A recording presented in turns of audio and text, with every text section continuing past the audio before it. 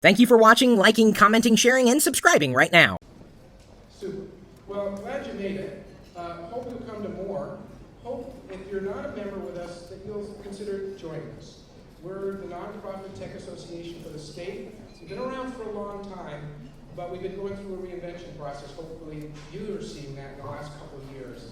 And we want to partner a lot more with other organizations around town. We want to bring you content that's meaningful. We want to connect you with other people in the industry that you want to meet. And so we have Facebook groups, we have LinkedIn groups, we have Twitter, and so we hope you'll follow us. And just join the community. We want to help you guys build your careers and help your companies grow. So, without yabbering too much longer, just a comment about tonight's topic. As I mentioned, the fact that this many people came out in the middle of the summer weekday says a lot about how interesting people find social media. The echoes of the Twitters that are going through cyberspace in the last 2 weeks remind us about the impact that Twitter can have across the globe. What we're seeing is that social media tools and platforms are fundamentally changing the nature of conversations. And they're not top-down anymore, they're going lateral and big. And they're creating platforms for incredible ways for us to express ourselves and to communicate with human beings. And it's truly, we're living through a phenomenal change in the way human beings communicate. And it's broken very monolithic structures and centralized distribution of the way information flows. It's created ways for all of us to express personal, political opinions and beliefs with either families, friends, or if we want to, the entire world. And that is just a phenomenal change in society that we're experiencing. It's a global phenomenon. And it's made video producers out of pocket camera hobbyists, and it's made a local company whose mission in life is to have people smile 5 minutes a day become one of the top-rated websites on the planet. I was going to read off statistics about how fundamentally explosive this phenomenon is, but I didn't want to bore you.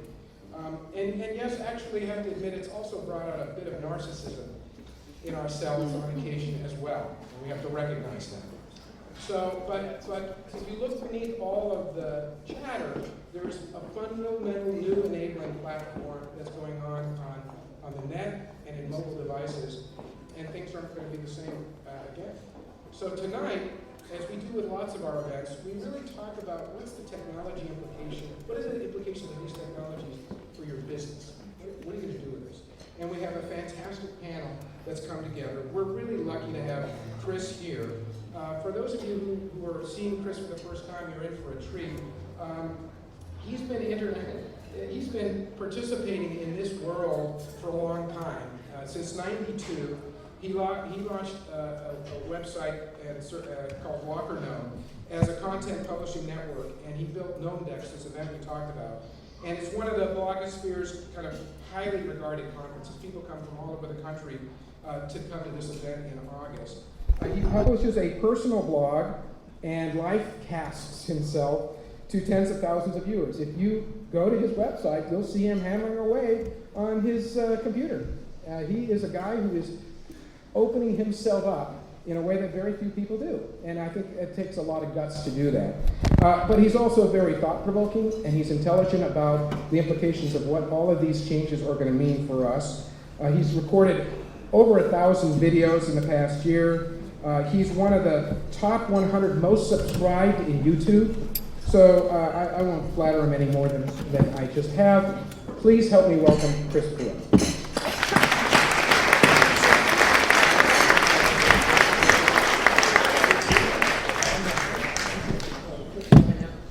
Hey everybody. How many of you have heard of Twitter? Well, you laughed, but only like 3 hands went up. Is this thing on? Okay, how many of you are not on Twitter? We will change that tonight. I am hoping that, we'll go full screen again. Try to at least. By the way, the F11 key is in Internet Explorer, the thing that takes it full screen. Hopefully this won't be too distracting, and hopefully Well, what you got to understand about the internet is it's uncensored. So, yeah, whatever comes up is going to come up. This is the internet, and we're basically using visibletweets.com. And apparently Elliot from Alaska is asking where Kathy Gill is. Kathy's right down here. Social media is about connecting people with other people. And, I'm very happy to be up here and with a very esteemed panel. I guess I asked them to give me their bio in 140 characters or less. And they did. They did an amazing job here. And of course, I'd encourage everybody here to follow them as well as everybody else. It's about making connections between people. So yeah, there's me. Someone RT'd me. Now, when someone types RT at the beginning, that's short for retweet, just so you know. So they're taking what somebody else had tweeted out, that's the action of posting to Twitter, and retweeting it. So it kind of spreads the message and it goes viral. Very careful about using that word. Just something a little eerie about it. So without further ado, I'm just going to go ahead and introduce the panel one by one. And I'm going to try to go in order this direction. Starting with Brian Goffman, at Brian Optify. That's his Twitter handle. Brian Goffman is an entrepreneur and former VC, now CEO of Optify at http://optify.net. So please welcome Brian.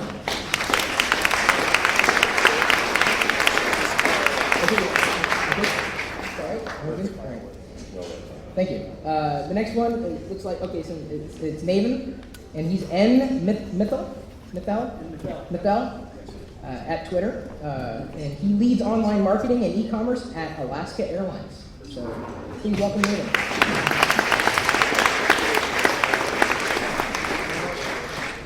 Next we have Louise, so she's at Tech Louise, or just Tech Louise, that's her handle. Senior Marketing Manager for Microsoft Office Live and social media devotee.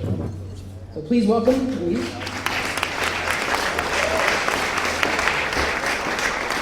And last but certainly not least, Blake Cahill, and he's at B Cahill, Cahill, and I think he wins the award for most ats or usernames or handles in his tweet. At B Cahill leads marketing and thought leadership for at visible_tech for its leading social monitoring platform at TrueCast. So thank you, and please welcome Blake.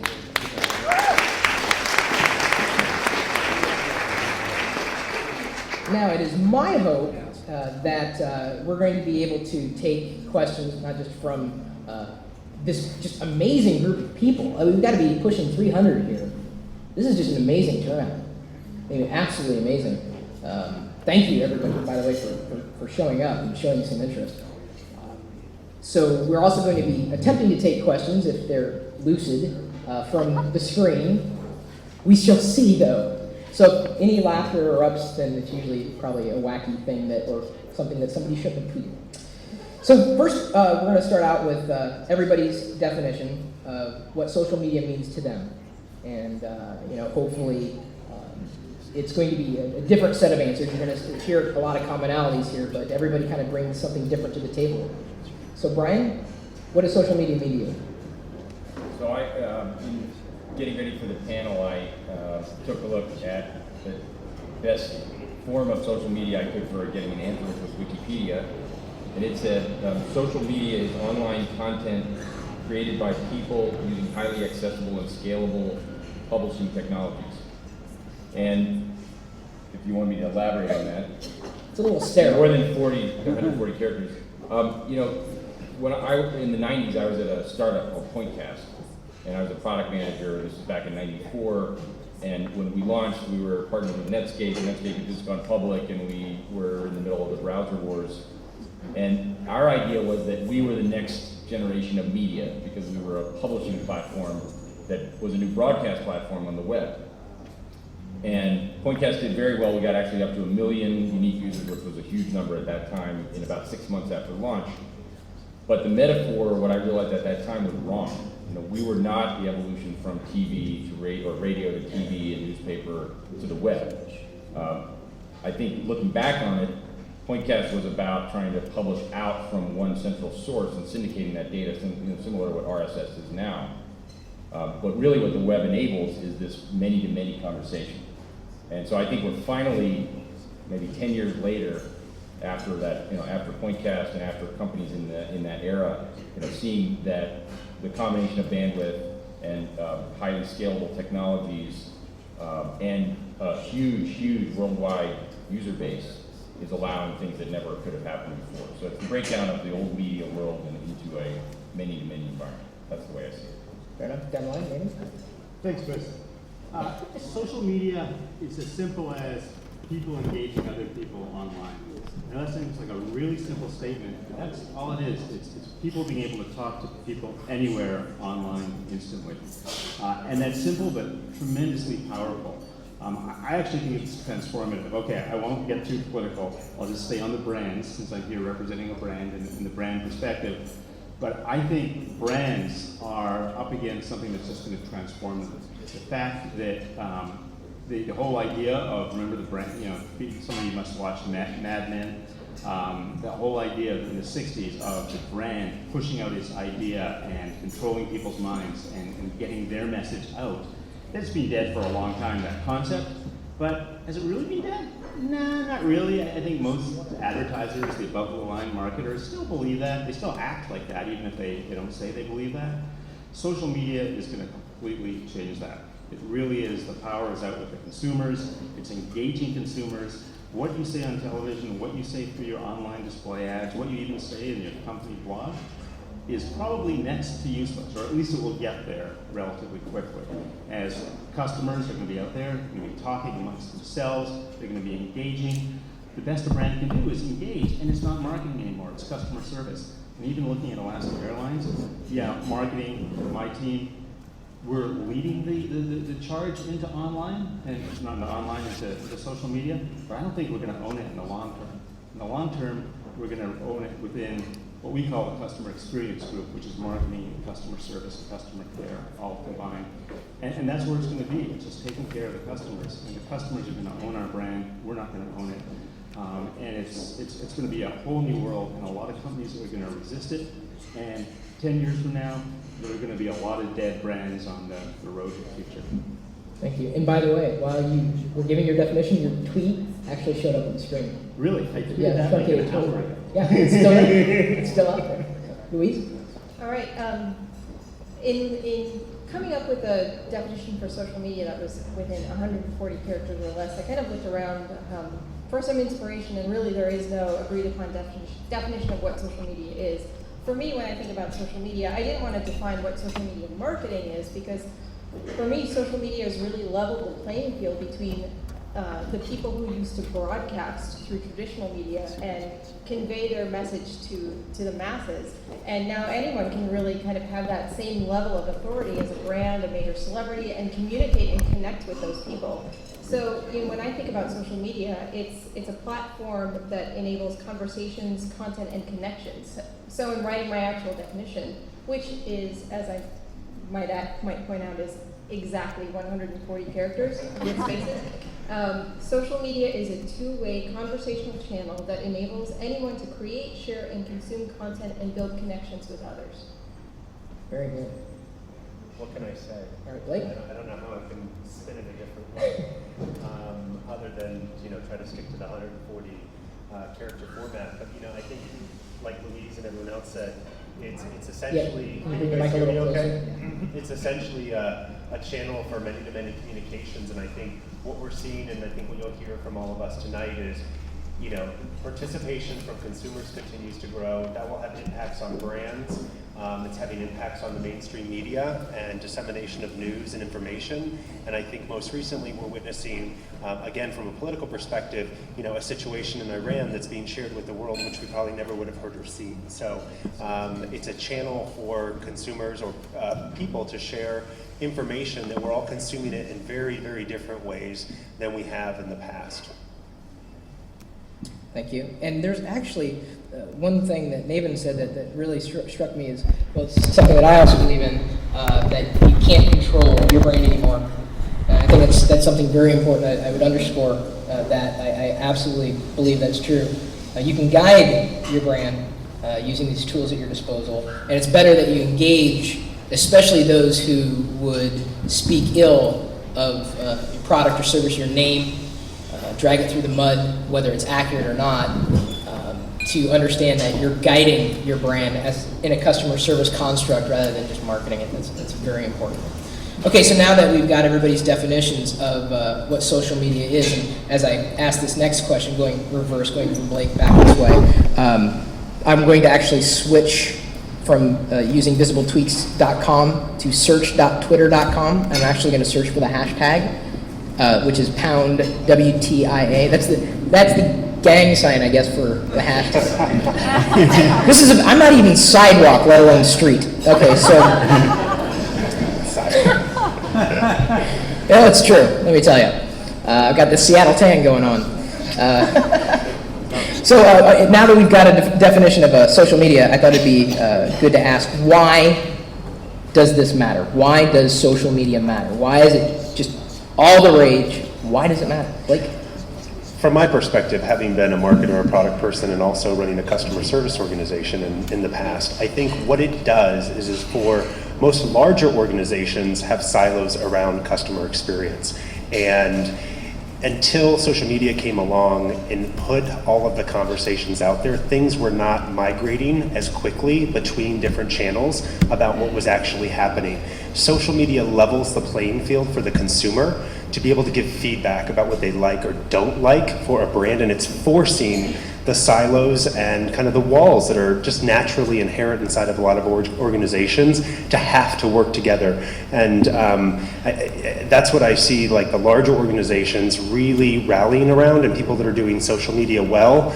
Marketers can't do this by themselves. PR can't do it by themselves. They need customer service. Customer service can't do it by themselves. They all have to actively work together. And if they care about their customers, the brand doesn't have a SKU in the SAP system. The brand does not actually have the brand is actually a roll-up of all the transactions and interactions that the company has. And that requires all the groups to work, from a service and a sales and a marketing perspective together. And I think social media is finally breaking down all those silos that existed before.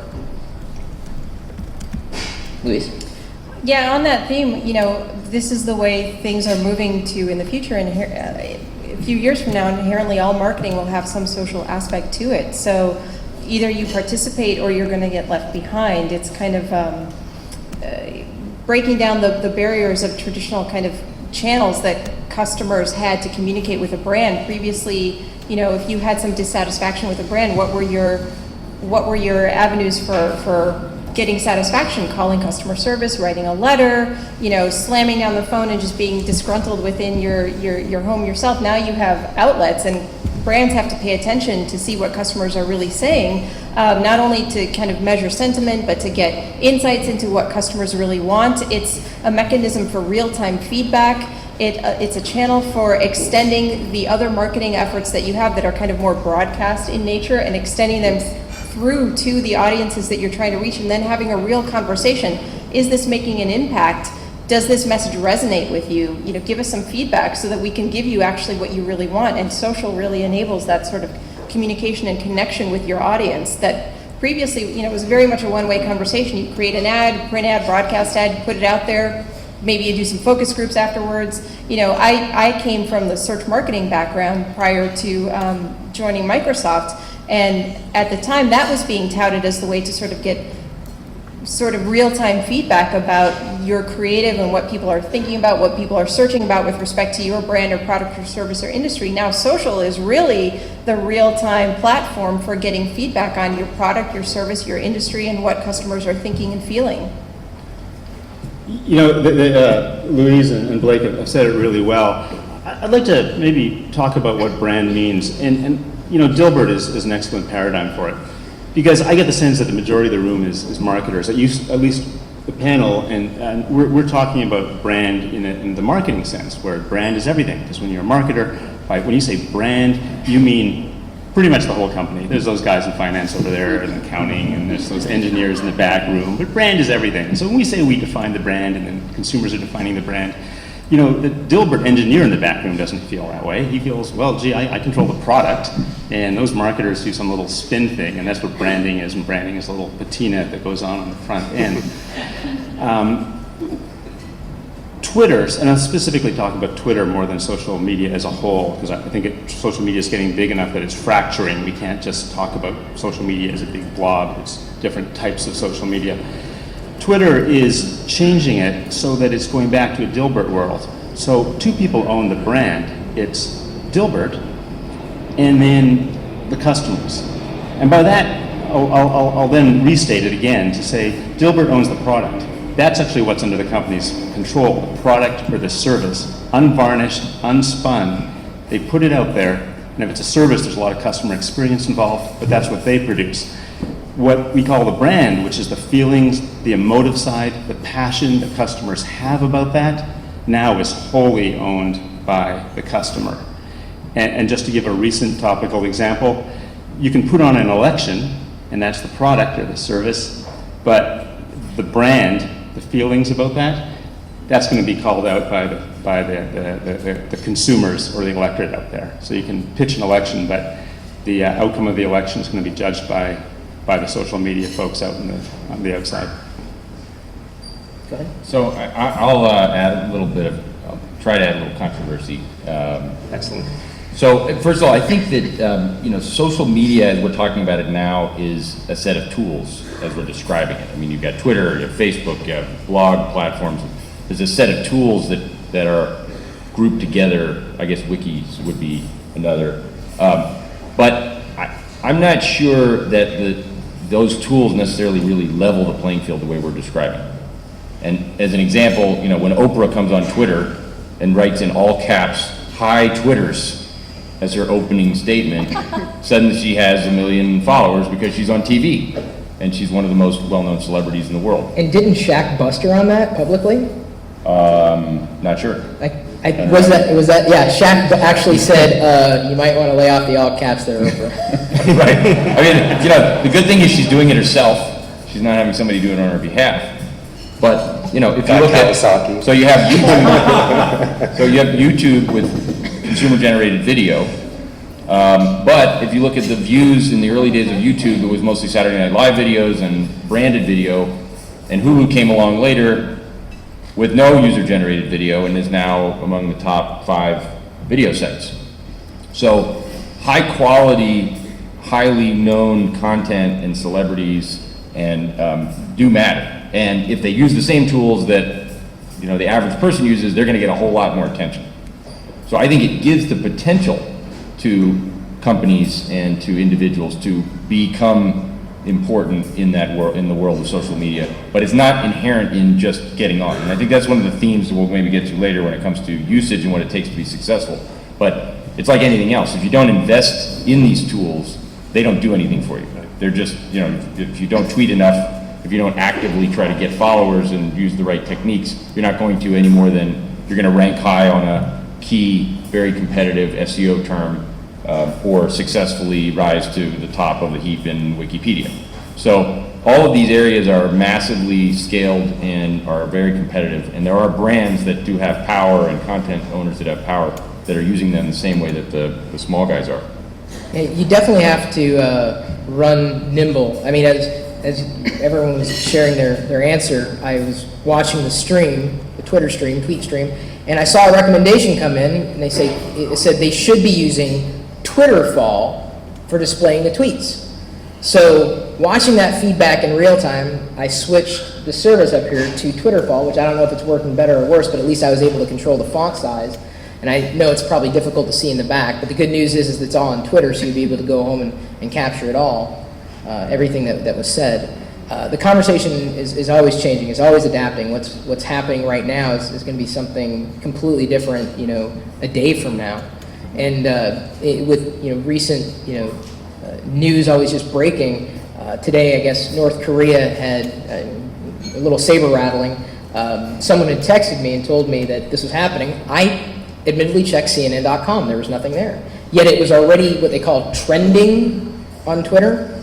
So if you go to Twitter and you've logged in the sidebar, there's a list of like 10 links that show you the most popular things getting tweeted at any given moment. And sure enough, North Korea was right there. Now, not to say that anybody in North Korea was tweeting, or certainly would admit that, but you know, the idea of just real-time change is certainly, you know, increasingly apparent. You know, when it comes to the idea of, you know, sharing perspectives, not just from, you know, a brand perspective, but also just, you know, a worldly perspective. Go ahead, Louise. You know, to Brian's point and trying to stir up some controversy, I totally agree that just by being on some of these tools doesn't necessarily level the playing field between individuals and big brands like Oprah, et cetera. But it does give you an outlet so that if you do see something wrong or do have some dissatisfaction, you can find other like-minded people to rally around something to affect some change with a brand or express an opinion that might be counter to what a big brand might be broadcasting, where previously you didn't have that outlet. So you might not get the 1 million followers that Oprah has, but it does give you a bit of a platform to start to express your opinion and find other people that might have the same opinion. So I think there's been a very fast evolution from, say, the early days of corporate blogs, if we focus on business applications. You know, when Dell launched a blog and they left the comments on, it was a nightmare apparently that they couldn't control, or they wanted to control, and people were using it effectively for customer service. And a lot of companies had that same experience. If you fast forward to today, there are platforms like, one of my favorites is the My Starbucks Idea, which is hosted on a Salesforce.com platform.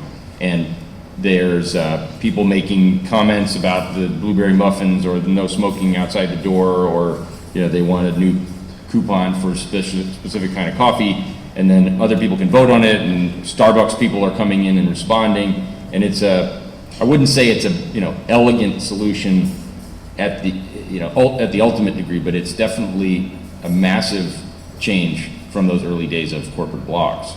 So I don't know if anybody else on the panel wants to comment on those. I mean, I would say, I mean, I think what you're hearing from some of us, I think there's a general trend that this is absolutely an important and a new channel. I think there's a lot of buzzwords and a lot of shiny objects and tools and technology that kind of emerge literally on the daily basis.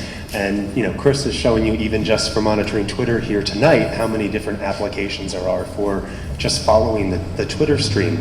So I think what makes it really hard is separating, you know, the shiny object syndrome and just all the noise that's happening kind of in this space. And I kind of liken it back to when we all needed a website 10 years ago. But why do we need a website? Well, people are going to go there. Well, what are they going to do when they get there? I don't know. They're going to go into some page. You know what I mean? Okay, well, what if they bought something there? Okay, maybe we can like put a credit card processor there. So I think as we look in the rearview mirror around social media, potentially a number of years out, we're going to look back and we're going to go, wow, a whole new channel's emerged. It is a very dynamic and multidimensional channel that's emerged.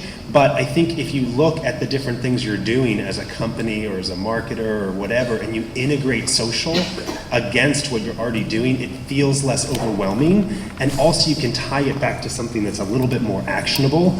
And then your boss or someone isn't going, isn't this just a bunch of shiny objects? You know, why are we doing it? And it's not just actionable. I think it's all about relevance. Right. So, you know, when I try to explain what I do to my parents, which isn't always the easiest thing to do, since I kind of live in this world, it's bringing relevance to them. Mm-hmm. So when I push videos to YouTube, my dad's not as interested, but he's into motorcycles, so as soon as I show him people who've worn helmet cams going through canyons or whatnot, he's into it. I mean, he's down.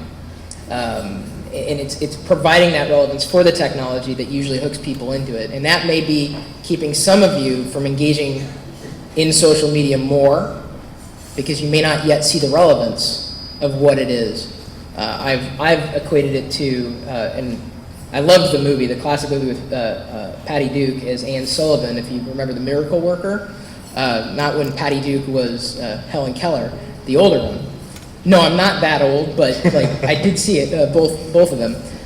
Anne Sullivan in this illustration was trying to teach Helen Keller what the sign for water was.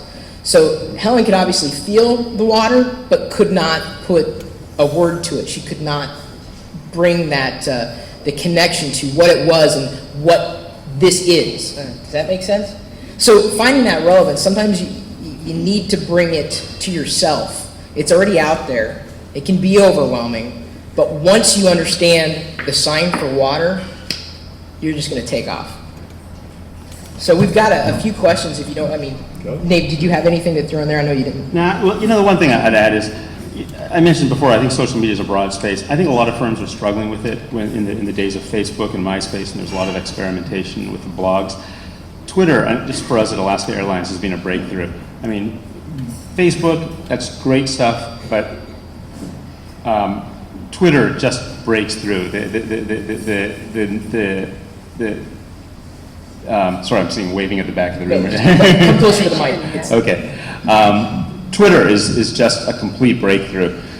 In terms of monetizing actually a dollar value is tough, but we have so many anecdotal customer experiences that are just phenomenal. So many of our elite customers, the customers who are most valuable to us, give us continual feedback. When we had the issue with the volcano, Mount Redoubt, in February, the Anchorage Daily News was saying, hey, if you want to get the fastest news you can on what's happening with the volcano and how it's impacting Alaska Airlines, go to the Twitter feed. It was tremendously valuable. Our public relations, corporate communications are all finding it tremendously valuable. So I can't put a dollar number on it, but not a single person in the company up to the CEO would say, hey, it's not important, not incredibly important, but I do distinguish it from blogs and monetizing blogs. That's a different issue. And you guys respond like that. Right, instantaneous, responsive, like direct, and it leads into, if you want a more philosophical picture, it was a book written about 10 years ago. I guess they just did the 10th anniversary of the Clue Train Manifesto. Mm-hmm. If you're not familiar with that book, pick it up. Strongly recommended. Very prophetic. Someone's close to a mic, and I hope it's not me. Very prophetic about markets or conversations. That was the precept laid forth in the book before. Someone said something, but unfortunately he didn't have a mic, but I have a feeling it was about a mic. He said move the mics apart. Oh, move the mics apart. Yes, thank you. So if you want a good primer that kind of gives you a philosophical construct around what we're in today with this term social media, which was recently just known as new media, kind of got rebranded by the community, that's how it happens. The Clue Train Manifesto is recommended. Cluetrain.com, CLUETRAIN. So I've got a question I want to get from here, if I can, there we go. From Lego Shark, that's his handle on Twitter. He says, my question, do you think there is a formula for a very small brand like mine to become popular through social media advertising? Or just using social media to advertise a brand. Very small, rather than a big one like Microsoft, Alaska. Sure. Well, it's an interesting conversation that we at Microsoft have internally, because Microsoft, I'm not sitting here talking about the Microsoft perspective on social media, where a number of brands, a number of business groups within Microsoft, some bigger than others. So I happen to sit on a piece of business that's a little bit smaller than some of the bigger engines. It was originally an incubated piece of business called Office Live. Though it has the Office branding on it, it's not the big Office engine, which has a ton of organic conversation already happening around it. Office Live had a bit of a different challenge in that, the organic awareness around that brand, which is similar to what a smaller business faces, is just not there. So when we dipped our toe in the social waters to try to see what we could do there to drive engagement, awareness, share of conversation relative to our competitors, a recommendation from a lot of social media strategists would be to implement a listening program, learn and participate, which is a great foundation. But when you don't have a ton of organic conversation around your brand, it will only get you so far. So you have to start seeding the conversation, driving the conversation, showing thought leadership, and pushing out content that will help get some conversation going. And it can be a slow build. Other brands that have a lot behind them, like Starbucks, like Windows even, H&M, Vitamin Water, Zappos, some of these brands that have kind of more machinery and more traditional marketing air cover behind them get a lot more traction a lot faster. But if you can bring something to the table and add value to the conversation that's of interest to your target audience, you can start to get some traction. I'm not to interrupt the panel answering, but you reminded me of something that I just recently tweeted today, having been an Outlook user at one point. Have you seen this site, fixoutlook.org? Someone or a group of people who are into like creating better email communications wants Microsoft to fix Outlook's rendering of HTML. Because it used to be great, like back in the day of Outlook 2000, and then as years went by, it just got worse and worse. Yeah, I saw that at about midnight last night. And it's already got close to 20,000 tweets. And if you tweet this URL, it will pick up your avatar, throw in your tweet, and then you can, tell Microsoft potentially whether they're going to listen or not. The onus is on them. But the community, they're listening. We are listening. The community, the onus is now on Microsoft to pay attention. It's good to know that you're listening, but it's the community that is the case study.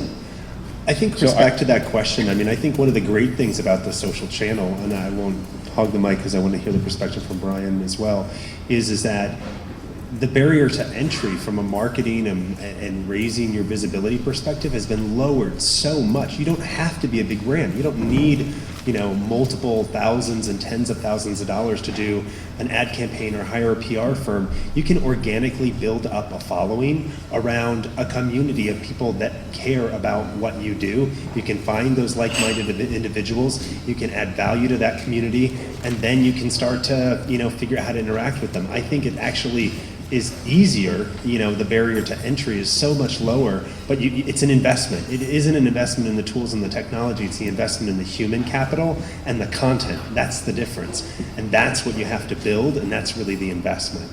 And there's tons of examples of, small mom and pop, pizza places in Indiana pushing out, the pizzas are on sale from this hour to that hour. And the community is totally reacting and downloading the coupon and tweeting back, and they're getting these offers. So a lot of small and medium-sized businesses are actively using the channel to kind of raise their profile and get results out of it, for sure. Brian, do you have anything to add? Yeah, I was going to say, so in my previous role, I was a venture partner at Madrona Venture Group, so I worked with a lot of smaller companies that were trying to break through and didn't have any brand power at all. And one thing we found, because the question was specifically about social media advertising, which we haven't talked about as much in terms of advertising, we've been talking more about word of mouth. And one company I worked with as a board member did invest quite a bit in social media advertising on Facebook. And there's kind of a mythology that social media and advertising don't mix, nobody clicks on ads while they're chatting with their friends. We found that because of the targeting capability, you can say on Facebook, I only want to look at chess players in Texas who are male, and I mean, you may not get a lot of those people to target, but you can be very, very narrowly targeting that audience. And we found that if we combined that kind of targeting with ads that were customized with language, about a specific city or something that was unique to that audience, we got very high click-through rates and extremely high conversion rates on those click-throughs. Not quite at the level of search. Search was still higher in terms of cost per click and ROI, but we got very high ROI, and it didn't require big budgets either. So my take is, to that specific question, I think with a small budget and a small company, you can actually have a very effective ad campaign in a social media environment. Do you have anything to add? No, I think it's been said, but as a small company, you build influencers through TweetUp. That's cheap, great dialogue between your developers to the extent they can, if it was a software firm, to the extent that they can support it. That engagement, that conversation. Remember, I've done a lot of startups, and when you're a small company, you have these small little user conferences that tend to be 20 or 30 people. I mean, it's not like Microsoft's big conferences. It's not like Tech Ed. You have these 30-person conferences. Louise. Well, no, those are great too, but obviously that's a different brand. But if you're a startup, I'll say something. those are wonderful too. But if you're a startup, you've got a 30-person conference, and there'd be a lot of energy out of it. And you can do it once every 2 years, and it almost kills your budget. Now you can have that continuously going on, and you can create so much energy. I think it's just great. It's a leveler, but I also have to admit it's also a barrier to entry as well, because I think there's an advantage for a small firm starting up, but if you're at the mid-sized firms, a couple of mid-sized firms, which you're often cutting your margins pretty thin at that point, the one that can afford a social media strategy and there's one that can't. And the one that can afford it might do a lot better. Just like Pepsi and Coke use marketing ad budgets and advertising as to protect the brand, to prevent other entrants. I think at the midpoint, mid-sized firms, it'll start acting like that because it's not cheap, and as social media becomes more of an establishment thing, and it will. Right now, it feels like the cutting edge, but 5 years from now, it's like today, if you couldn't afford to run a website, that seems ridiculous, but if you couldn't, that would be a problem for you. And social media is a lot more expensive, will be. At least that's my sort of prognostication on it. A given. Right, Yeah. like when you pull up to a gas station, if it doesn't have a credit card slot, you're like, what's wrong? Exactly. It's a more pervasive. We've got, I guess, it wasn't exactly a question so much as a comment from Spycraft69 saying, at the panel right now, not sure how practical the tips are. More good ideas and less pontification.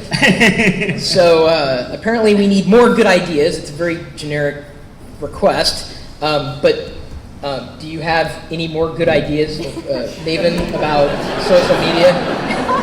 Hey, I'm just... So I'll tell you what we do. And, Elliot here, I think a few of you know him, he tweets for us, and he's just awesome. And he's done a great job of writing our style guide, because he's not the only person who tweets for us. Our corporate communications and other people do some tweeting as well. He has a style guide, which is great, keeps an even voice. We had to make some decisions. We didn't want to be a stream of offers. You see that out there, but to be honest, a good RSS feed is a better tool than Twitter if you just want to have a stream of offers. I think you can use Twitter for that, but that's not really social media. That's just a feed of offers. Our approach is we do some offers, but we really try and limit it. What we're really out there is listening, engaging in conversations very lightly and very carefully, and doing some service recovery when we have some problems. We're not laughing at you. Apparently the ceiling is dropping soot. Sorry, those were great ideas. That's my carry Those moment. were amazing ideas. Unfortunately, the soot droppage was Overtook his idea. more amazing ideas, I guess. Should have worn my suit. Okay. Louise, you have more good ideas? Sure, I'm full of good ideas. I think to take things from the theoretical to the practical, you should really kind of define what your objective is. What are you trying to achieve when you go into social? Is it perception change? Is it awareness? If you kind of define what your objective is it kind of conveying a sense of great customer service? That will help give some structure and guidance as to what you should do next, what sort of content you should develop, what types of people you should go out and network with and build relationships with and do outreach with, what sort of programs, meetups, tweetups, roundtables you should put in place to get the sort of feedback that may be offline, but then you can take back to your online conversations and put back in there. Once you have a clear sense of what an objective might be, it sort of gives you your marching orders. Yeah, I would say one thing that certainly for small or medium-sized kind of organizations is a lot of social content ranks in search engines. The number one thing people do when they want to go find out about your company or your name or whatever is they go and they look at search engines. They look at the results on the first page and probably some of the results on the second page. If you've got negative or unfavorable content there, or your competitors are doing PPC on that page, and they're buying into your product or your name, as you start to get more and more social content to rank in the search engines, that can help you and your business kind of grow. So I think that's something to think about. I think also what Louise talked about, and I touched on earlier, is you really have to define what it is you're trying to do.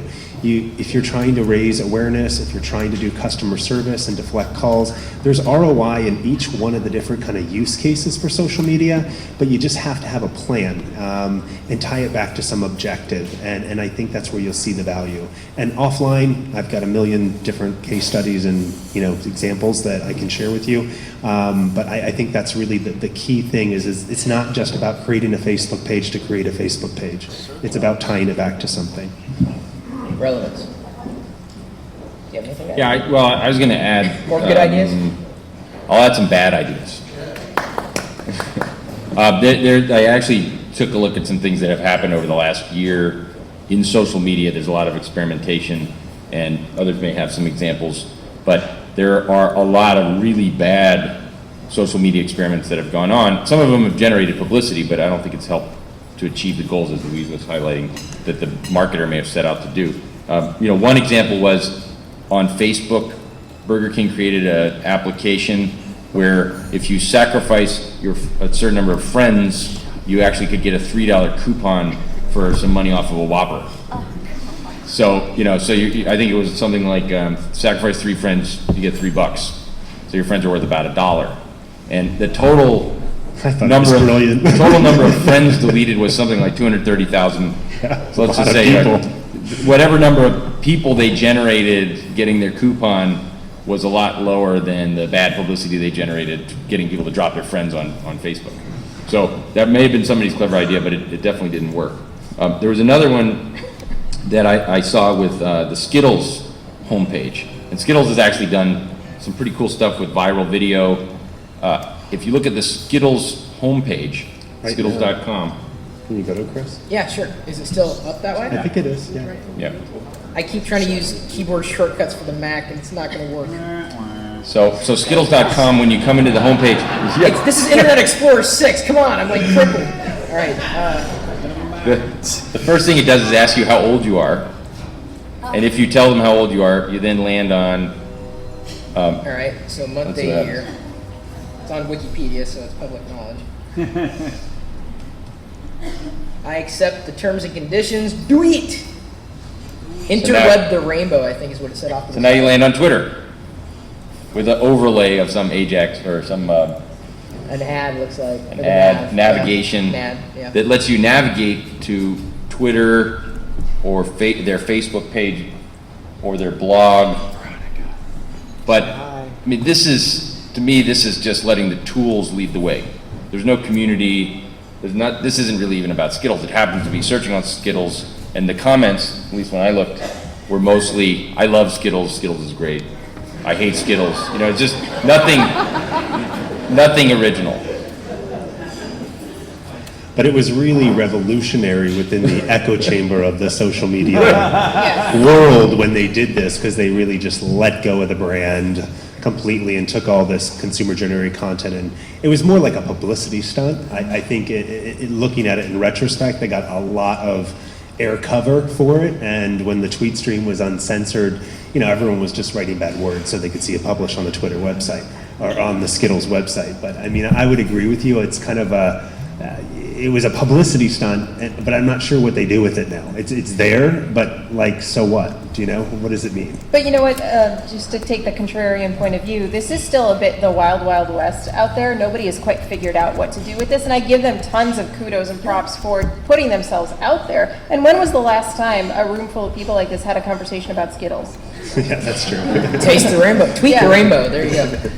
So do you have an example of like something bad, something that wasn't necessarily as good as it could have been, an effort, or something that just happened, an example, whether it's something that happened in a corporate space or personal space that didn't go off as well as it could have? You look at me. But anybody on the panel, really. Yeah, I'm not singling you out, Blake, or anything. But I mean, it's a good point to talk about, the good stuff, but also conversely, stuff that could have been done better. There's that, in my knowledge, and I can't remember the exact company name, but apparently it's a brand in the UK. And what they did this past week, they got some flack for it. I mentioned there's Twitter trends in the sidebar when you log in, so you can see the top 10 things being recently tweeted, or most tweeted. This company in the UK took the hashtags that were being popular, like a North Korea or Iran or iPhone or whatever, and they inserted their own ad, and then just threw that hashtag in there, even though it was unrelated. So they were essentially spamming the tag. You say, I hear that, but it happens more often than not. I mean, there certainly is spam. If there's a chance to game the system, people will. Well, that brand took a huge, huge hit for people who are fans of the brand. They're like, what's wrong with you? Like, why are you have no need to do this. You're a great brand. So instead, what the company did, and if anybody knows the name of this company offhand, I would appreciate it, but because is it Habitat UK? Habitat UK, thank you. They did this, and instead they deleted all those offending tweets and went back and just replaced it with advertising, just blatant advertising. It was just whoever was hired there was told to get on Twitter, and sometimes when that happens, that's a really bad idea. You either get it or you don't. Unfortunately, if you don't get it, you're wise to kind of lurk until you do get it, because you can cause a lot of damage for yourself or your brand, unless you're Oprah, in which case Shaq's going to correct you, but none of us are Oprah, except for Oprah. Well, I have I have a couple more bad examples. So the CNN Ashton Kutcher competition to get to 1 million followers. That got a lot of publicity on CNN, and there was a race, and I guess there was some charity that got paid eventually when Ashton won. But this world has put things that are not really on the same level on the same level, and so at least my reaction was that CNN was sort of trivializing itself by competing with a celebrity to get followers in a medium, that was not even related to CNN. So I think the mainstream media has now decided that they have to be part of all these trends, and they've in some cases maybe gone to the extreme where they don't own the media at all. They're just trying to get a position so that none of their competitors can. I don't know if other people comment on that, but I think it's also very important to make sure that you know who you're competing against in these different media. It's not everyone, and it's certainly not necessarily celebrities who are playing a very different game. Any other bad thing? Well, for now. We can always come up with more good ideas or bad ideas as we go along, I suppose. The stream seems to be going pretty well. Of course, as I think it was Blake that explained, there's a lot of tools that are out there. For those who aren't familiar with how this works, Twitter's a company, and it has what they call an API, an application programming interface. Now that's geeky for essentially, if I had the program, if I'm Twitter, and let's say Brian here wants to create something using the data that I have, I would say, okay, fine, here you go, here's an API, here's a key that lets you unlock my data. So then Brian can go and he can create something new based on the information that I have. And so that's what the API allows to happen. So right now I'm watching Twitter fall. I guess Jessica, where are you? Had recommended, sorry, my eyes are blind with the light, had recommended going to another website, but I wasn't sure if it was going to work as well with the clarity from a distance. There are a lot of sites and services out there available for a variety of mobile devices, desktop. The leading tools seem to be on Adobe's Air platform, which essentially runs on either Mac OS X or Windows. We're in trouble. There's a drinking game now. Every time someone says the word "Pirillo," you gotta take a drink. You're gonna have a very drunk audience. Yeah, I don't think we're gonna make it to the end if that happens. So ROI would be a good one, a good drinking game, ROI. You hear that a lot. I mean, someone has even asked, well, what's the ROI of a hug? And sometimes a social gesture is the equivalent of a hug. So the API allows these utilities, in case you were lost, to actually function. And the most popular one seems to be TweetDeck. TweetDeck.com. It's free. It runs on both Mac OS X and Windows, and it allows you to have several columns open on your desktop so that you can track various searches. You can even create groups of friends, coworkers, whatever. They just released an iPhone app. I don't know if this is a big iPhone crowd, but they just released a wonderful iPhone app, free as well, that allows you to synchronize between the desktop and your iPhone. But if you're looking for a good tool to start with, TweetDeck would probably be the one that I would recommend. I don't know, do you have your favorite tools for Twitter? And yeah, I mean, I think at a basic level, I mean, anyone can get into this space with kind of Google Analytics and a Twitter tool, basically, to be following the conversations that are happening, about them or their brand or whatever. As the volumes of conversation go up, I think there's, you need to have different filters through which you can kind of process the information.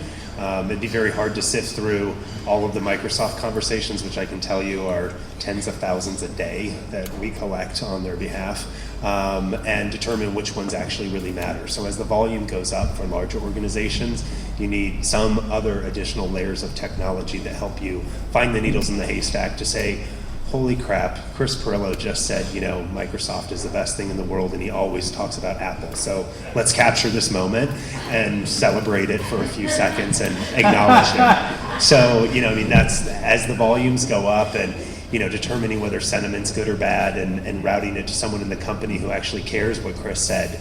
Like, I think 2 people do actually.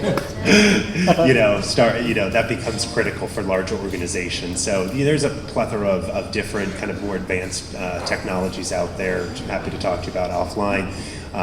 But I think at the basic level for, a department, an individual, collecting Google Analytics and things like that and monitoring Twitter are the basic, and they're all free. I mean, there's no reason you shouldn't.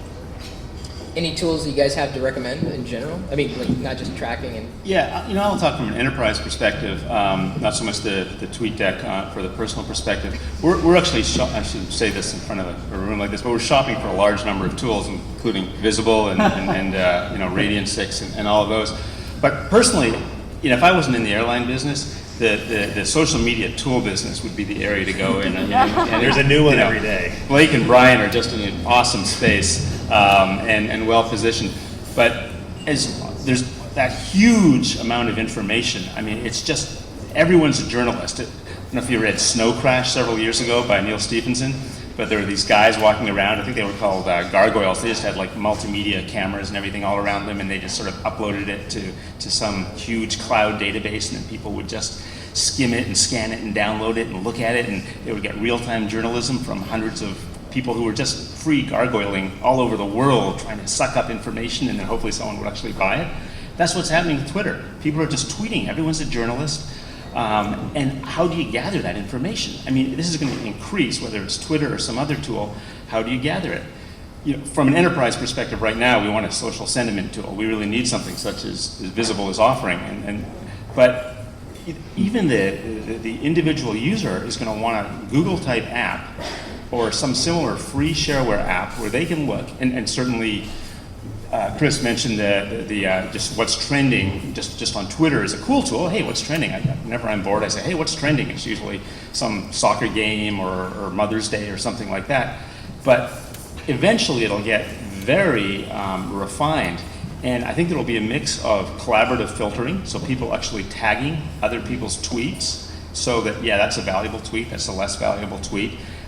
Plus intelligent systems that are almost AI-like that are going in and saying, hey, we're getting a composite of data. Here's what's happening. So if you wanted, you could see heat spots around the world. It could actually put together data in intelligent ways. That's going to get led internally through enterprise solutions such as, again, Visible or Radiant 6. But longer term, there's going to be a lot of freeware out there for individual usage. I think that's the future of media, and it's really cool. Getting back to reality and what we're looking for right now, 2 things. One is social sentiment as an enterprise, because we want to know what's out there, what people are thinking.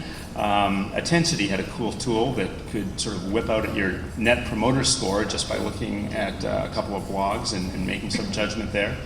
And on the other side, the call center side, it's managing the tweets. We're actually using CoTweet right now, and that seems, it's free in beta. And it's very just to clarify, CoTweet.com allows groups of people to tweet together. And an example that I know offhand, MS Windows does this. So it'd be twitter.com/the username. So does Office Lab, just so you know. Sorry. Well, yeah, but I didn't want it to self-promotion. Okay. Hey there, MS Windows is using Twitter. So what? Holy cow! Sorry, I've got the style. I busted the style sheet so that I could increase the font size. Let me. While you're pulling that up, Chris, just for perspective in terms of data, I mean, we only have a portion of the Fortune or Global 2000 as customers, and our data store of conversations, from the, not from Facebook, but anything public, Twitter and blogs and forums, is close to almost 300 million conversations and comments. We collect over 1 million a day on behalf of our clients. So, I mean, there's a lot of conversations out there. It's almost impossible to keep track of everything. You have to be everywhere, and in many ways, you can rely on your community if you foster community, these connections to people that you're legitimately connected to. I've noticed a few names float through the stream that I can identify with. I know their hobbies, their passions. I know who they are, not just another username. This is it's kind of difficult to see from here, but on using CoTweet, a group of people, at the end of it, you'll see a carrot. This is another gang saying, I don't know, probably a flashing of bat. I'm going to get shot. You see that's a caret, right? And then the initials of the person who tweeted that. And co-tweet allows groups of people to access and use the same account and have a signature kind of at the end of their tweet. That's co-tweet. So I think that, the general theme, and I've seen this both from, from Madrona Venture Group and other VCs looking at investing in tool companies or applications, and also certainly from, at Optify with what we're doing. There's the API set from Twitter makes it very easy to create applications that interact with Twitter, and that's creating a huge economy of companies that are all around Twitter. Twitter, I don't know how many employees they have today, but the last I heard they had about 45 employees. And they just raised a big capital round. But the company is almost designed to be the infrastructure for lots of other people to do feature innovation. So they're actually not innovating the user interface that much. Other companies like TweetDeck and CoTweet and lots of other companies are doing that. There are lots of other companies that are doing the analytics and helping you figure out who to follow and who to target with comments. That's all happening actually around Twitter, and Twitter itself is trying to just scale and be able to handle this massive load from a worldwide audience. Well, Even the U.S. government asked them to keep Twitter up when they were going to go down for maintenance when the Iranian elections were going on. I'm not going to say it's an issue of security, but it has impact. Well, it's also a different thing. When the Chinese government wants to filter search, they tell Google to take certain sites out of the index. You can't do that to Twitter because there's so many ways that the Twitter data gets out, whether it's mobile phones or third-party applications or RSS feeds, and the data is everywhere. So they can't, unless they're going to shut down the entire internet or a huge number of sites. It's going to be very difficult to ever stop this infrastructure from working.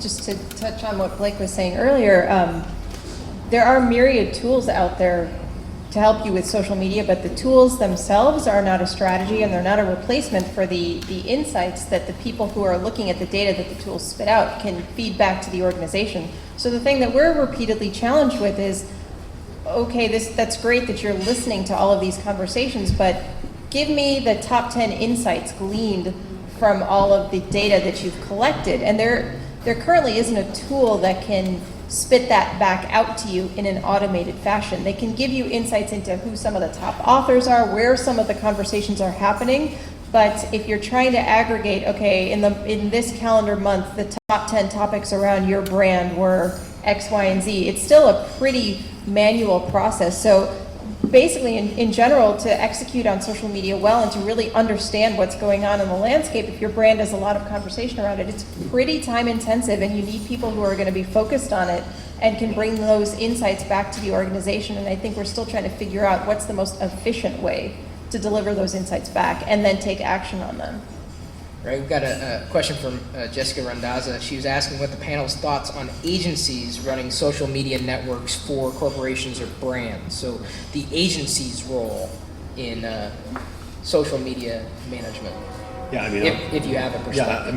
Yeah, I'll give you our perspective. I think that a lot of our partnerships and some of our brand relationships actually come through agencies. I think it is a new channel, like we've been talking about here all night. It's a new medium through which agencies and their brands are going to want to market. So it's imperative for them to understand, I think, the channel and know how to interact with it when their brand clients want to execute like a campaign or a program. What I don't think works really well is when you get into the realm of product support, customer service, experience, some of those things. I think that's very hard to outsource. It has to be passionate and from employees and people within the company that kind of care. The same way you can tell when a call has been outsourced to an outsourced call center versus an employee. You can typically tell, certainly offshore versus onshore. I think it's very hard for an agency to take on some of the experience that the brand would like to execute when you're doing engagement, but certainly for kind of campaigns, programs, basic listening, insights. Certainly the agencies, I think, are playing a critical role, and we're some of the leading evangelists, I think, to help move brands and marketers, I think, within the company. So that's what I would say. I think they're critical, and it will be part of it going forward for sure. Nathan, do you have anything? You know, just in full disclosure, I was on the agency and consulting side for the last 20 years, and I've been with the airline for 1 year, so slight bias towards the agencies here. But I think, and as I mentioned, you know, brands are going to face a huge transformation with social media. Maybe I'm drinking too much of the Kool-Aid, but I really believe it will be that transformative and that significant. So I think the agencies will have a major role in coaching and basically being the Sherpas for a lot of brands, particularly the more traditional brands. A lot of the brands are still having trouble with getting their websites up. I mean, they all have websites, but you know, it's on a normal curve of good and bad. So I think the agencies have a role. However, absolutely outsourcing it, I think, is next to crazy. Just look, you know, just in our industry, I won't name names. First of all, we have some of our competitors, and actually our closer, better competitors who I have tremendous respect for, and they are doing a great job on Twitter and with social media. A couple are probably doing better than us in some areas, a lot better in some cases. But they're doing good jobs, and they're doing it internally. And there are a few that have just totally outsourced it. You can tell that the agency is talking about their brand, and you just don't have the genuine sense. It's someone is talking about it, and they're talking about marketing, they're putting spin on it. They don't actually understand the airline. They don't actually understand what they're talking about. So I don't know if an agency can be genuine around your product and services in the same way that the firm was. I mean, there's certain things you can't outsource. You can outsource handling of your brand, but you can't really outsource your brand itself, because that is your company. So yeah, use an agency as a Sherpa, but in the end, including the person who's tweeting for you or the person who's doing the copy on your Facebook page, that has to be internal. You remind me, sorry, Alaska Air, this is talking about instant connectivity. I was on Virgin America Airlines a couple weeks ago flying to San Francisco, and I was able to live stream from the cabin. It only cost $9. Actually, it only cost $6. They screwed up. They gave me a coupon that I already used, but I noticed it was a hexadecimal number, so I just incremented it by 1 and got someone else's coupon going. Don't tweet that. Someone's gonna be like, what's going on? And he's not gonna know hexadecimal. I only know octal. I'm screwed.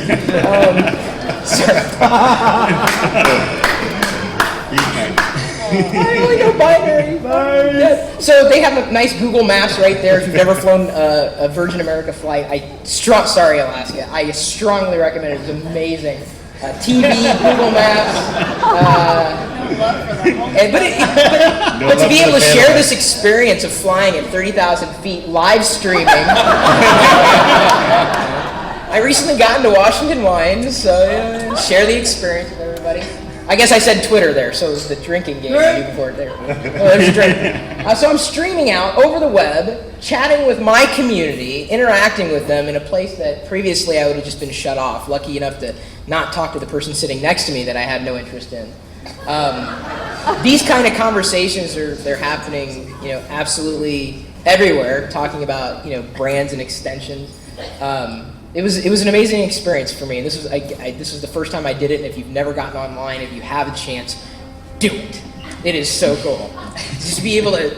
There are Alaska Wi-Fi flights. We do have Wi-Fi. They're not on the flights that I'm on, unfortunately. So anyway, so that's an example of just, you know, mixing everything together. You know, Virgin America. You know, they've never said anything to me. I don't know if they've ever seen this, but showing an experience with my community, no matter what that company was with, gets them interested in whatever that company's doing. So the chance of someone looking at, you know, a schedule or a roster of airlines going, well, I remember, you know, seeing that happen, that's a possibility.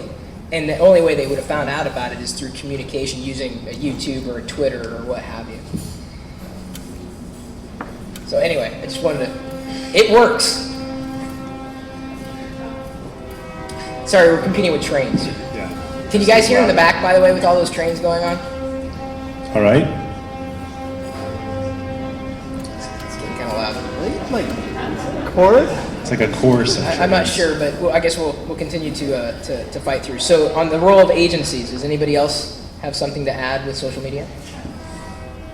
Other than trains?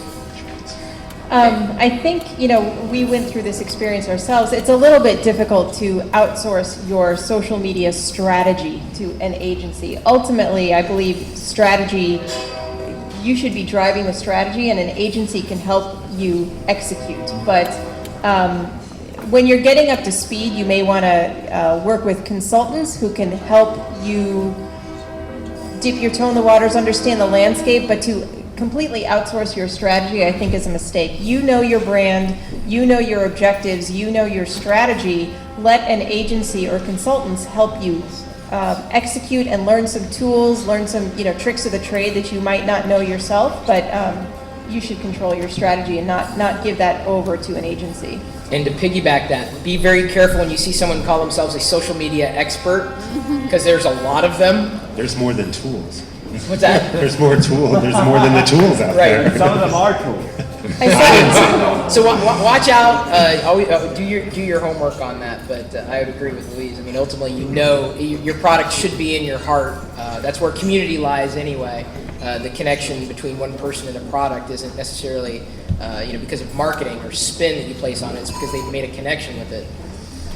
Brian, do you have? Yeah, I think I'm trying to put this together in terms of this video we saw of the airline experience and what we're talking about with connecting with brands. And I think what we're highlighting is that there's a book that came out a few years ago called Bowling Alone.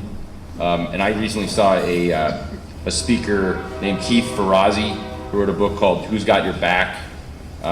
There's a little bit of and both of them have a theme, which is that people are becoming more and more atomized and not necessarily connecting to other people in real life. And what they are connecting to is each other in an online format. So what, in some ways, we're seeing is a transformation where people are connecting in an online environment with a much, much larger group of people who have common interests almost around the world. And if you as a business can tap into that, you can build a really powerful connection with your consumers and get this kind of feedback that you never could get before. So it's it's both a societal change and also a change in the way you have to do business. I mean, I would completely agree with you, but I think one of the things that makes it so ever present is the fact that it's there and it's public and it doesn't disappear. I think that a lot of companies, small, medium, large, have had a lot of this feedback for a long time. They've just not waded through it and figured out a lot of it. I think until it went into the public domain and it was less controllable, or even they weren't even recognizing it, that's when this is what's really the driving catalyst in changing it. I mean, from the negative and positive perspective, seeing it out there publicly, I think that's what's driving, the fact that folks are getting more on board with this feedback finally. I do have a question to ask. I mean, speaking of control, how many in the audience believe that control still exists? I realize this is, if you raise your, it still does exist. A couple of people in the room, that's fine, it's fair. I wonder what people are saying about you right now. just curiosity. I found that sometimes realizing that you can control the lack of control kind of puts you back in control. You can guide. Another question, and kind of stemming from something that Brian said, I work at home. Does anybody else work at home? Work from home? Or am I the only one? A few people. Do you feel like you get enough, and it's difficult to gauge this, enough, and maybe this is more of a general question, just think about the answer. Do you get enough connection with humanity or human beings simply by interacting with them on Facebook, Twitter? I don't think anybody uses MySpace anymore. Maybe, one person does, okay. Yeah, but you think control still exists. Oh wait, no, you're giving a thumbs down, never mind. Do you feel like you are making legitimate connections with other people? Do you find that, okay, I'll throw this question to the panel. The connections that you make, personally or professionally, with people online, do they feel as real as they would if you were, in a room, standing there eating cheese and drinking wine? Are they real to you? I mean, I would say they're real to me within the construct of there are people within my industry that I may not know today, but I might meet at a conference, say in 9 or 12 months, that I then have an ongoing relationship with. but there's still a human element somewhere along the evolution at some point, and with our customers, kind of the same thing. I mean, as we build out our community, at some point, hopefully there's a human, meeting, a face-to-face meeting that kind of connects it. But I mean, I certainly think it expands your ability to have a network, and then eventually, I think there has to be that face-to-face. I don't think it can be completely maintained online, from my perspective. Yeah, I mean, as Blake is saying, I think there's an element of scalability that social brings to the table as far as building out your network. And those connections are very real, but, depending on what you're trying to achieve, if you're a brand trying to have conversations with your target audience, it'd be very difficult to have face-to-face connections with all of those people. If you're someone who's trying to network and be a consultant, taking those connections that you make online through various social platforms and then taking that to a conference, oh yes, I already know you because we've got this connection, that just enriches the conversation because just like with your estranged high school friends who you've reconnected with on Facebook, if you happen to go to the 20-year reunion, you don't have to start from scratch and understand what they've been doing all these years. You've been seeing their status updates and seeing the pictures of their kids and stuff like that. So it brings you that much closer when you do see these people in person. But social does allow you to scale the level of connections and your network. I think there's two emergences. One is the emergence of tweet-ups, which is relatively new, and I think that is people meeting online and they want to take it to the next step, so they want to mix. I mean, they want to engage with people and press the flesh, and you need that. However, there's one other process, and it's a hypothesis, but I think there's a whole category of people, and there's probably not too many in this room, but a category of people who actually just like to engage purely virtually. And the online gaming world really shows this. I mean, there's a lot of people who just do not, engage socially that well, or prefer to engage socially online as opposed to offline. And there's really three categories of people. I mean, there's also my wife, who I love, who just really can't see Twitter at all, and she is the most social person in the world and loves people face to face and just doesn't do the virtual thing. There's people like people in this room who like both, and they're going to want to do both. And then there's the third group, which I think they're out there living in the shadows, who are pure online people, and you're lucky if you can get them out of the closet. And I think I'd add there's a generational element to a lot of what we're talking about. And if you start, when I started out of business school, we would use voicemail and leave each other voicemails. And so that kind of disconnected the person from the message, and it would be a long voicemail, maybe 4 or 5 minutes long, at a consulting firm where I was. Then it became email, and then it became instant messaging. And when I was at Microsoft a few years ago, we started getting into corporate instant messaging. Well, what we have now is if you talk to people who are recently out of college, they just expect that social media and kind of transparency of their life is going to be part of the way they work and part of every business that they work with. And if they don't get it, they're not going to want to buy from them. They're not going to trust whatever's going on. Any kind of secrecy, however it is, they expect in our company to see the financials. They expect to see a lot of data that certainly 10 years ago might have been a lot more behind only in the boardroom. And companies that don't operate that way, they don't trust. So, and I think there's without getting too into the psychology of this, I think there's a lot of things online that are different, especially when you're a teenager. I mean, what is a friend? Oh, well, is a friend a person you met on Facebook? How do you even define that? So they're called your friend, but that's a different definition than most people would have 10 or 20 years ago called a friend. When they poke you. When they poke you. That's an action on Facebook, by the way, just in case uninitiated. How do you know that someone's a real person? They might have a fake picture. They might have some information about themselves. So trust is very different in an online environment, because you don't really know that the person you're talking to is actually, might be saying they're a woman and they're a man, or something very different from what they're pretending to be. So I think a lot of kids learn a different way of interacting because they're interacting a lot on these social networks or through chat. And when they get into the workplace and when they are buying products, they are interacting differently because of that experience.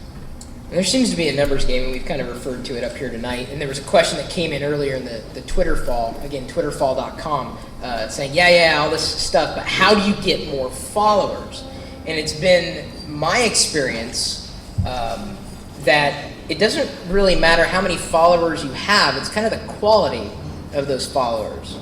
So you could have 300 followers, and if they are rabid followers and you are really connected, you share an affinity, you share something, having those 300 followers is going to be far more valuable to you in whatever capacity than having 3,000 followers, 90% of whom just don't care what you have to say.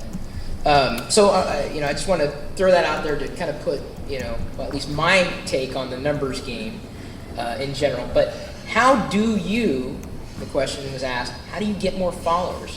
What have you found, if you've even used that as a goal, I need to get more followers, or maybe even what you would recommend?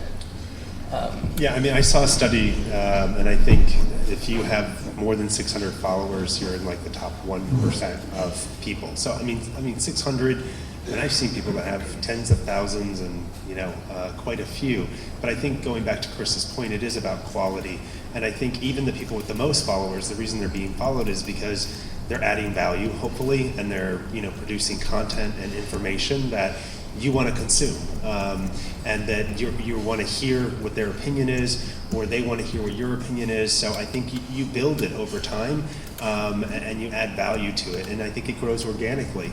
But I think that stat around the 600, having only 600 followers is 1%. I think is pretty interesting. And then I think the other thing to keep in mind about Twitter is that 90% of tweeting happens from 10% of the people that are signed up on Twitter right now. So it's, you got to kind of also keep that in perspective. And I think even some of the Oprah effect produced a lot of one-time people that have never come back. So, it's all in the balance, I think, as well as you're kind of thinking about, it's a game changer, but you kind of have to put it in perspective at the same time.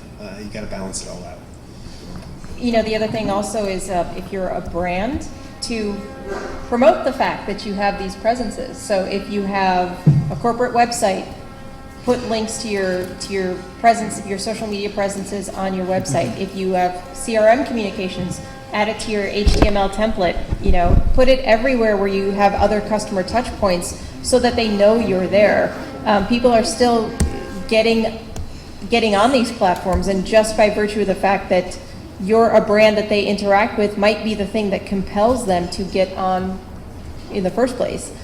So it's a very basic thing, but just promoting the fact that you're there helps get you followers. And then listening to the conversation that your target audience is participating in, and then adding some value to that conversation without doing a really hard sell on the products or services that you're offering can help organically grow your following. Just following up on the topic that Chris raised, is that a good metric, just your number of followers? I think it varies a lot whether you're B2B or B2C. I mean, B2B by its nature, you're going to have a small number of customers, and each customer relationship has to be very, very high quality. If you're B2C, like us, Alaska Airlines, and we have relatively high quality for a B2C company, say compared to Tide, where you have a rather no knowledge of your end customer, you're into volume and not really the same level of engagement. So if Tide has, I don't even know if Tide has a Twitter account, but if they do, they would have a large number of potential customers out there, but not much of a level of engagement. So I think for a B2C firm, the absolute number is actually really important. It's a really crude metric, but it's pretty much the first metric to look at. And so yeah, it does matter. And Brian, you have the honor of answering the last question. This is it. You're gonna anchor us. So Bring it home. And the same question? yeah, same question. Well, first of all, there are some really good tools for figuring out on Twitter, or some new tools that are coming out to help you establish who you should try to get to follow you. There are also some techniques and etiquette you can follow that, for example, if someone follows you, you should follow them back. You want the number of followers and number of people you're following to be about the same. You may want to skew it into having more people following you than people you're following. It may help you in SEO. That's a little bit uncertain, but there's an evolving etiquette on Twitter, and I think just staying on top of that and doing the right thing, in addition to being just a frequent contributor, I think is a really key thing. You know, I've noticed that on other social media and outside the business context, I have you know, I know kids who have finished college recently. They have thousands of friends, and in part that's because everybody that they know in school is their friend on Facebook. And people who were not in college when Facebook was around will never have thousands of friends. So I think there's a little bit of a timing issue here, certainly on a personal level, of whether these technologies existed in your peer group and when they got adopted by your peer group. And as businesses, it may turn out it's the same thing. And so early mover advantage, I think somebody mentioned this earlier, you know, being active now could pay off big time in a few years down the road, when it's going to be extremely difficult to catch up with somebody who's ahead of you. Ladies and gentlemen, your social media panel. Good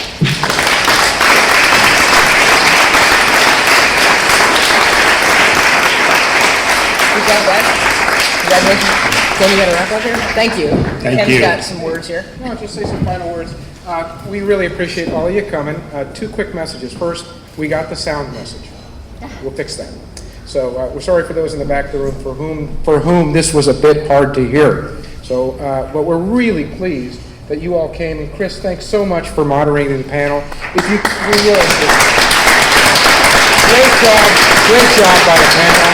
Thank you guys very much for taking the time to do this. Really enlightening. It was fun to track it up here. Brian, thanks so much for manning the console there and chattering away on Twitter. And Tim, thank you for doing the live broadcast. We appreciate it. We got a lot of good take-up live through this event. A couple things. If you could, look at your piece of paper and do tell us your opinions about this event through the instructions on that slip of paper and your cell phone. And then hope we'll see you at our networking event next week and at the Battle of the Bands on July 30th. Thanks for coming.